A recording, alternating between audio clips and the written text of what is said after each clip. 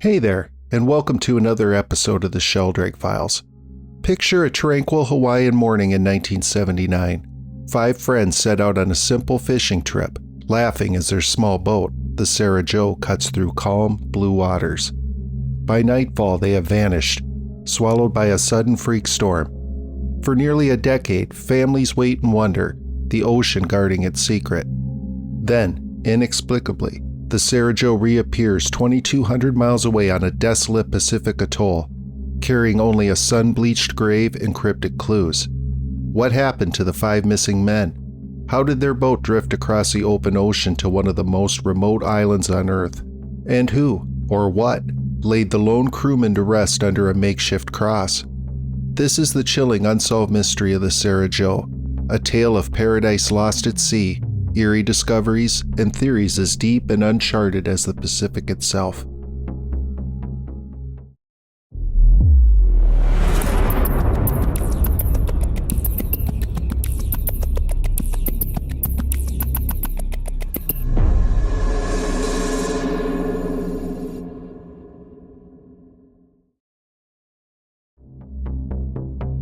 It's February 11th, 1979, in the tight-knit town of Hana on Maui's rugged east coast.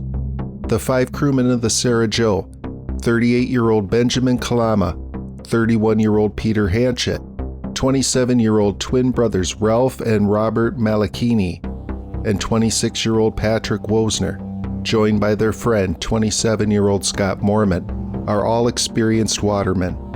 Between them, they boast over 50 years of seafaring know-how. Ralph even makes his living as a professional fisherman, and the group has ventured into these waters many times before. On this day, the ocean is invitingly calm. Under a bright morning sun, they launch the Sarah Jo, a modest 17-foot Boston whaler named after Robert and Ralph's parents, Sarah and Joe, planning to spend a carefree Sunday fishing not far from shore. Hours later, around 1 p.m., nature's mood abruptly shifts. A fierce storm blows in without warning. What began as a gentle breeze turns into howling winds racing down from the slopes. Palm trees bend and rain needles the surf. On land, Peter Hanchett's father, John Sr., notices the sudden change and grows alarmed. He rushes to the shoreline, straining to spot the Sarah Jo on the horizon. Others join, shouting and waving frantically, hoping to guide the men back to safety. But the ocean is turned to froth and fury. No sign of the little boat can be seen through the squall. As dusk falls, the storm pummels Hana with relentless waves. Desperate and refusing to wait, John Hanchett Sr. braves the tempest in his own boat to search for the missing men. He fights through towering waves and darkness for hours, but finds nothing. Soaked and heartbroken, he's forced to turn back.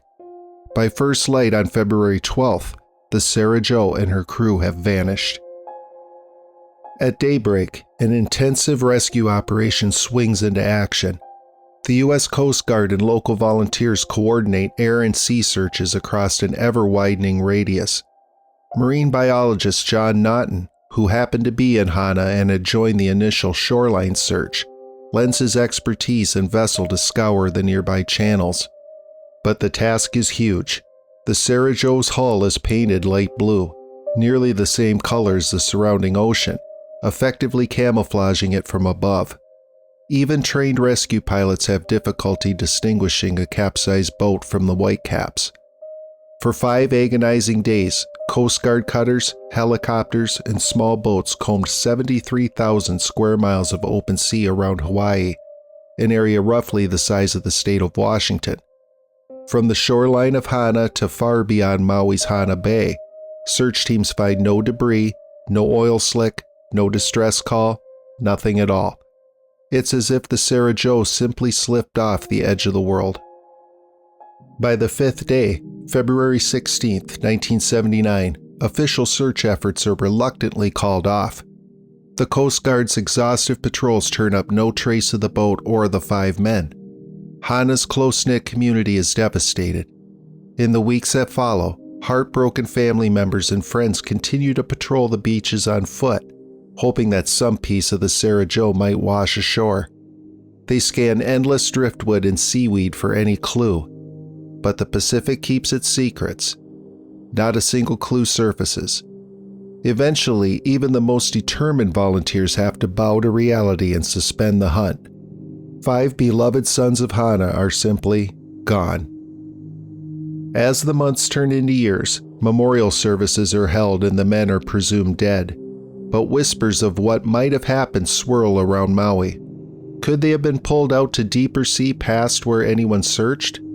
Did they capsize and sink instantly, or survive for a time adrift? With no evidence, families cling to memories and a fading hope that one day answers will emerge. Little do they know, the mystery is only beginning.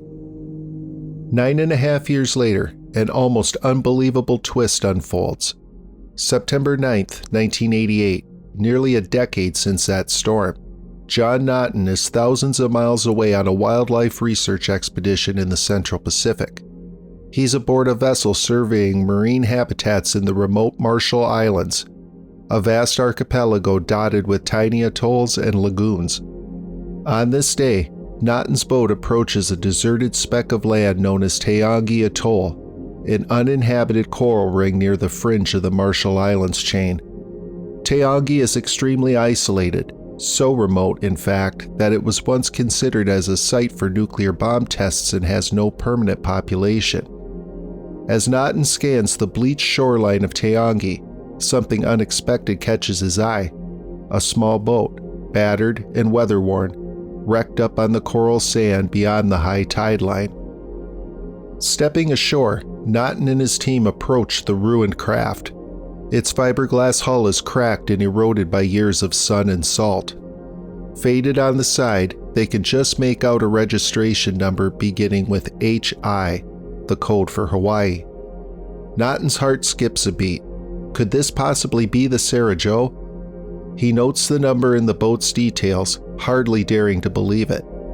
The research crew fans out on the lonely beach, looking for further signs of life.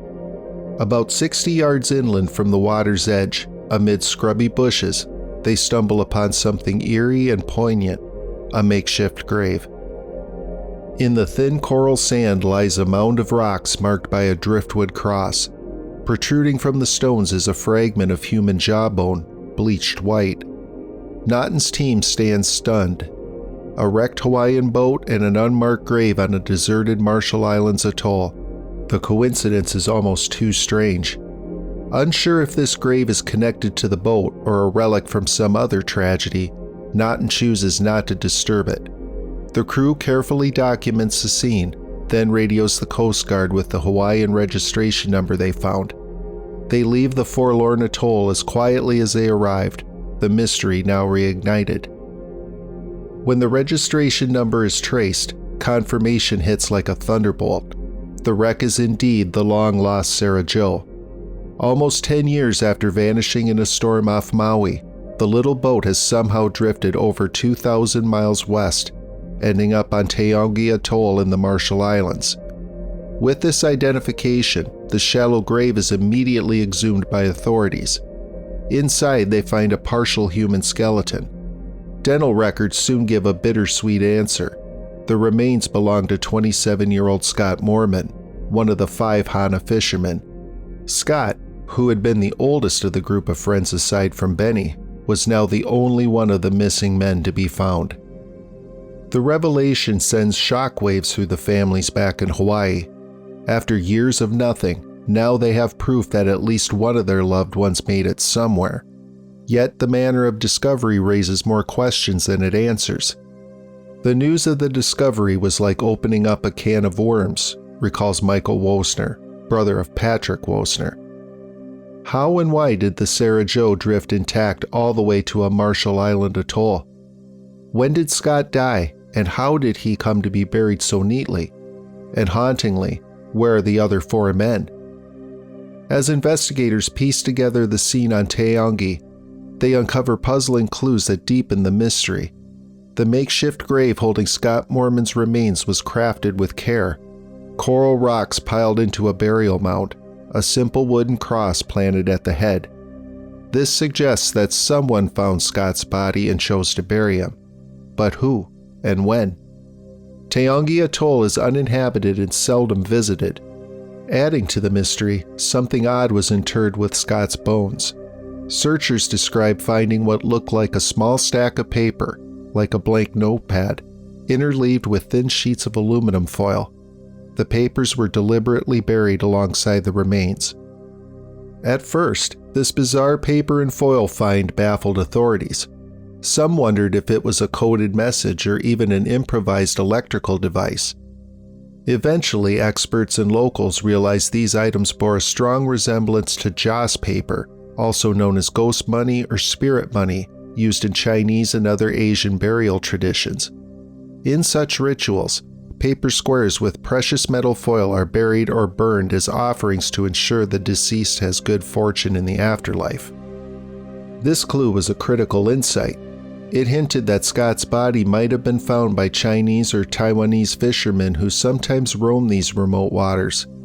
Perhaps coming across the wreckage at Taongi at some point, they discovered Scott's remains and, moved by respect, gave him a proper burial by their own cultural practice. It would explain the careful interment and the ghost money offering. Importantly, Chinese custom wouldn't normally include a Christian-style cross at a grave, so the driftwood cross found could indicate a fusion of traditions or simply a practical marker for a makeshift grave. Whoever buried Scott chose to mark the spot visibly. For Scott's family, the confirmation of his identity brought a mix of closure and renewed grief. It was happy but sad, remembers Benjamin Kalama's widow, describing the moment they learned Scott was found. There was relief in having something tangible, yet the discovery reopened old wounds. As one relative put it, finding one body on that atoll simply raised a whole new set of questions. If Scott ended up here, what about the others? Did they perish at sea? Could they have washed up elsewhere? And why was Scott apparently alone when he died? Investigators noted that no other human remains were found on Taongi besides Scott's. A few smaller bones scattered near the grave turned out to also belong to Scott, confirmed by further analysis. It appeared none of the other 4 crew members were ever buried there or even washed ashore on that atoll. This grim fact suggests that the other men likely became separated from the Sarah Joe at some earlier point. Perhaps they were lost to the sea during the 1979 storm or in the weeks that followed. Scott may have been the only one to remain with the drifting boat long enough to make landfall on Taongi, alive or not. Some in Hana even speculated that Scott managed to survive for a while, either adrift or after reaching the atoll, only to die of dehydration or exposure. Others believed he succumbed during the initial storm, his body fortuitously lashed to the boat or tangled in wreckage, and the ocean delivered him to Taongi post-mortem. There's no way to know for sure. The skeleton gave no clear indication of cause or time of death. Oceanographers later analyzed wind and current patterns to understand the Sarah Joe's incredible journey. It is roughly 2,200 miles from Hawaii to the Marshall Islands in a west-southwest direction. Experts estimate that a small craft like the Sarah Joe, if it stayed mostly intact and caught the prevailing currents, could drift that distance in about 3 months. In theory, the boat could have reached the vicinity of Taongi by late spring of 1979. That raises a perplexing point. If the Sarah Joe arrived on Taongi Atoll in 1979, how did Scott's grave and the wreckage go unnoticed for so long? The atoll is uninhabited, yes, but it wasn't entirely off the map. In fact, there's an intriguing entry in the timeline that fuels the mystery even further. According to the brother of one missing crewman, a U.S. government survey team visited Taongi Atoll in 1985 and reported nothing unusual. They observed no boat wreck and no grave on the island. This was a full 6 years after the Sarah Joe presumably could have arrived. If the account is accurate, it implies that between 1979 and 1985, the wreck of the Sarah Joe was not yet there or not yet discovered. So where was the boat and Scott's body during those intervening years? This time discrepancy has become one of the most confounding aspects of the case. John Naughton's expedition finds the Sarah Jo wreck and Scott's grave on Taongi on September 9, 1988. The grave appeared relatively fresh, as if it hadn't been exposed for a full 9 years in the tropical elements. Could it be that the wreck only washed ashore a few years after the disappearance, or even later, and that Scott's burial happened well after 1979? The timeline leaves room for speculation. These timeline oddities prompt difficult questions. If the Sarah Jo was absent in 1985 and present in 1988, what exactly transpired in those years? Some suggest the boat might have been temporarily caught in a large, slow-moving ocean current system and only eventually flung onto Taongi. Others wondered if human intervention played a role. Perhaps the wreck was at sea longer and someone came across it near the Marshalls around the mid-1980s, then towed or left it at Taongi. There's no direct evidence for these scenarios, but the missing years remain an open puzzle. With solid facts so scarce, many theories and legends about the Sarah Jo have surfaced over the years. Some are grounded in logical deduction, others veer into the territory of conspiracy and the paranormal. Here are the leading ideas that people have proposed to explain this decades-long mystery. The most widely accepted theory is the one first suggested by Hawaii private investigator Steve Goodnow and supported by the evidence of the Joss paper. Goodnow, hired by the families, traveled to Taongi in 1990 with Scott's brother and others to conduct their own search. They even found additional small bones of Scott and one of the Sarah Jo's engines wedged in the coral, confirming the site. Goodnow theorized that a group of Asian fishermen, likely from Taiwan or China, came upon the drifting wreck sometime in the mid-1980s. Finding Scott's remains, these fishermen would have been reluctant to report the body to authorities, but still chose to bury him with dignity according to their cultural customs. They placed the paper and foil spirit money with his bones for the afterlife and marked the grave with available materials. This theory neatly explains the presence of the grave in the ritual items.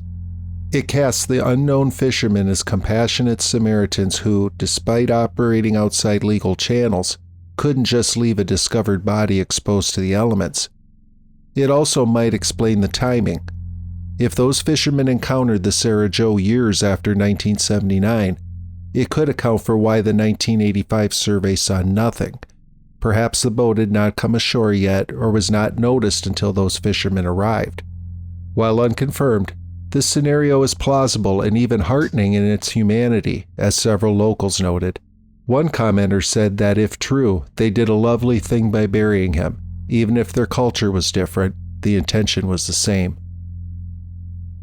More conspiratorial theories suggest that the U.S. government might know more about the Sarah Jo saga than it has revealed. The key point fueling these suspicions is the 1985 government survey on Taongi Atoll that reportedly found nothing. Some theorists ask, could the survey team have actually found the wreck or remains in 1985 and kept it quiet for reasons unknown? Perhaps the site was classified or related to Cold War activities, and the discovery was buried until civilians stumbled upon it later. Others note Taongi's past connection to military interest, being considered for nuclear tests and its extreme remoteness, and wonder if the crew might have drifted into some restricted zone. One fanciful idea is that the men could have been picked up by a military ship or involved in a mishap that was then covered up. However, there is no evidence to substantiate claims of government interference. The Coast Guard, for its part, responded promptly once Naughton reported the find and worked to identify Scott's remains. If anything, the failure of the 1985 survey to note the wreck might simply have been an oversight or a matter of timing. Perhaps the wreck wasn't truly there yet. Still, the notion of a government cover-up persists in some circles, as all unsolved mysteries inevitably attract whispers of conspiracy.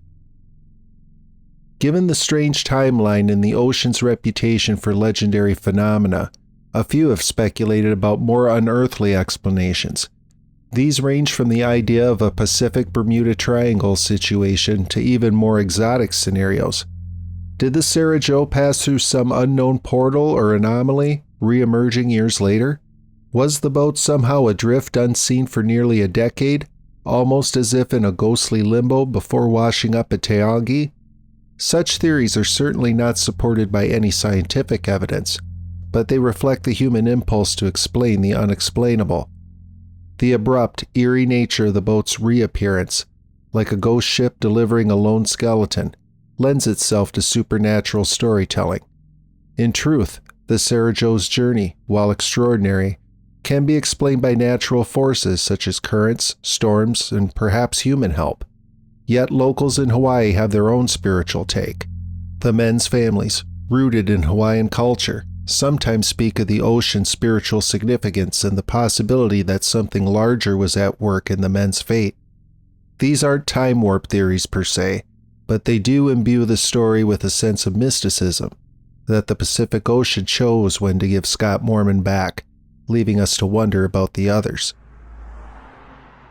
Decades have now passed since the Sarajevo set out and never came home. What began as a tragedy for 5 families in Hana has become a maritime mystery recounted worldwide. In February 1989, the popular TV show Unsolved Mysteries aired a segment on the case, dramatizing the events with many of the real-life searchers playing themselves. This brought national attention to the story and, for a time, hope that someone who knew something might step forward. But no new revelations came. In 1990, when Robert, Ralph's twin brother, and investigator Steve Goodnow traveled to Taongi, they returned with more understanding of the site, but still no definitive answers as to the other men's fates. To this day, Benjamin, Peter, Ralph, and Patrick remain missing, their resting places unknown. What the families do have now is a sense of remembrance and some measure of closure for Scott. The recovered Sarajevo hull was eventually shipped back to Hawaii by the Coast Guard and returned to its original owner in the early 1990s. Once painted bright blue and white, the little boat is now faded and scarred by its odyssey, its registration numbers barely visible. It sits in Robert's yard near Hana Bay, a silent memorial to his lost brother and friends, a daily reminder of the mystery that crossed an ocean. In Hana, the community has not forgotten the 5 men. A plaque at the Hana Bay Harbor and another on Taongi Atoll honor their memory. Each year, the people of Hana hold a Sarajevo Memorial canoe paddle, casting flowers into the bay and paddling out together to pay tribute. The story of the Sarajevo has been passed down through generations, ensuring that Ralph, Scott, Benny, Patrick, and Peter are remembered not just for how they died, but for how they lived and loved their community. Yet the haunting questions remain. What really happened out there in the vast Pacific? The evidence we have paints only a partial picture. We know a fierce storm struck unexpectedly. We know the Sarajevo somehow stayed afloat and drifted thousands of miles. We know at least one man's body ended up on a desert atoll, buried by persons unknown. We have intriguing hints, a survey that saw nothing, a ritualistic paper offering, an outboard engine hidden in coral, but so much is unknown. Did the crew attempt to stick together after the storm? Or were some swept away early on? Could any of the men have survived days or weeks at sea on the hull or a makeshift raft before perishing?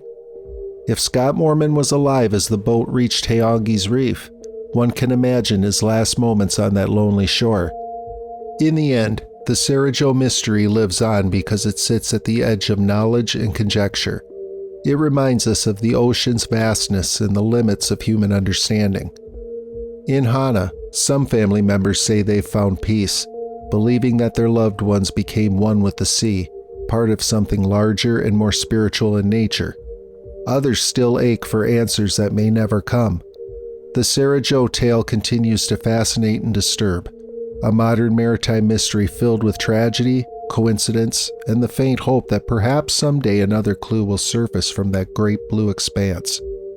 Until then, we are left with a story that is equal parts heartbreaking and mystifying, a true unsolved mystery that lingers in the tides, whispering its secrets to those who remember.